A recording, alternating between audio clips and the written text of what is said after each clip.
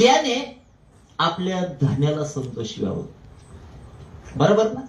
मग जर आमची निवड परमेश्वराने एक सैनिक म्हणून जर केली ना, इथं प्रेषित पौल म्हणतो माझं प्रयाण कर काय झालंय, जवळ आलाय. म्हणजे जाण्याचा काळ जवळ आलाय. करीनच्या पुस्तकामध्ये छळाची यादी देतो. बरोबर आहे ना?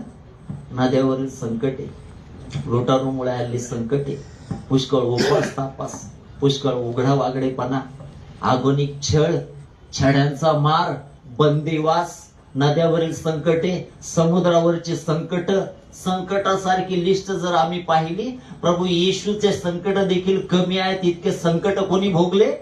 प्रेषित पौलाने भोगले. बरोबर आहे ना? आणि एक असाधारण असणाऱ्या मनुष्याला परमेश्वराने एवढं सामर्थ्याने उपयोगात आणलं ना, जग हलवून सोडलं. हालेलुया.